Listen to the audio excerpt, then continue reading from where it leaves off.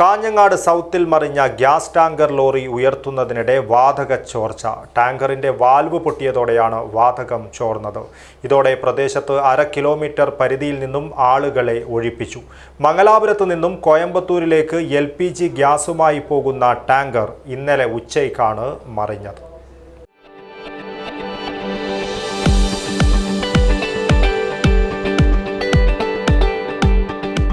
കരുതലിന്റെ കാവൽ ഇനി ഇവിടെ. വിൻടച്ച് മൾട്ടി സ്പെഷ്യാലിറ്റി ഹോസ്പിറ്റൽ, കാസർഗോഡ്. കഴിഞ്ഞ ദിവസം ഉച്ചയ്ക്ക് മംഗലാപുരത്ത് നിന്ന് കോയമ്പത്തൂരിലേക്ക് LPG ഗ്യാസുമായി പോകുന്ന ടാങ്കർ മറിഞ്ഞത് കാഞ്ഞങ്ങാടിനെ നടുക്കിയ സംഭവമായി. ദേശീയപാതയിൽ കൊവ്വൽ സ്റ്റോറിന് സമീപമാണ് ടാങ്കർ ലോറി മറിഞ്ഞത്. തുടർന്ന് രാവിലെ 10 മണിയോടെ ഗ്യാസ് ടാങ്കർ ഉയർത്തുവാനുള്ള ശ്രമങ്ങൾ തുടങ്ങിയപ്പോഴാണ് ചോർച്ചയുടെ സൂചന ലഭിച്ചത്. ഇതേ തുടർന്ന് കൂടുതൽ ഫയർ എഞ്ചിനുകൾ സ്ഥലത്തെത്തിച്ചു. കാസർഗോഡ്, കുറ്റിക്കോൽ എന്നിവിടങ്ങളിൽ നിന്നാണ് കൂടുതൽ ഫയർ എഞ്ചിനുകൾ എത്തിച്ചത്. ചോർച്ചയുടെ പശ്ചാത്തലത്തിൽ പ്രദേശത്ത് 1/2 കിലോമീറ്റർ പരിധിയിൽ നിന്ന് ആളുകളെ ഒഴിപ്പിച്ചു.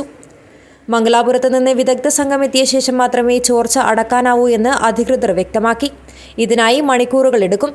ക്രെയിൻ ഉപയോഗിച്ച് ടാങ്കർ ഉയർത്തി ഗ്യാസ് മറ്റൊരു ടാങ്കറിലേക്ക് മാറ്റാനുള്ള ശ്രമമാണ് നടക്കുന്നത്. ആരെയും അപകട സ്ഥലത്തേക്ക് പ്രവേശിക്കാൻ അനുവദിക്കുന്നില്ല.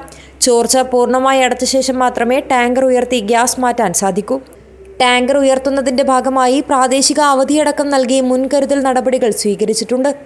കാഞ്ഞങ്ങാട് സൗത്ത് മുതൽ അയങ്ങോത്ത് വരെ 18, 19, 26 വാർഡുകളിൽ ജാഗ്രതാ നിർദ്ദേശം പുറപ്പെടുവിച്ചിരുന്നു. ഇതിന്റെ ഭാഗമായി ഈ വാർഡുകളിൽ സ്കൂൾ, അംഗനവാടി, കടകൾ ഉൾപ്പെടെയുള്ള മുഴുവൻ സ്ഥാപനങ്ങൾക്കും അവധി പ്രഖ്യാപിച്ചിരുന്നു. രാവിലെ 8 മണി മുതൽ കാഞ്ഞങ്ങാട് സൗത്ത് മുതൽ പടന്നക്കാട് വരെ ഹൈവേ വഴിയുള്ള ഗതാഗതം പൂർണ്ണമായി നിരോധിച്ച ശേഷമാണ് ടാങ്കർ ഉയർത്താൻ ശ്രമം തുടങ്ങിയത്. ടാങ്കർ സുരക്ഷിതമായി ഉയർത്തുന്നതുവരെ വൈദ്യുത ബന്ധം വിച്ഛേദിച്ചിരിക്കുകയാണ്.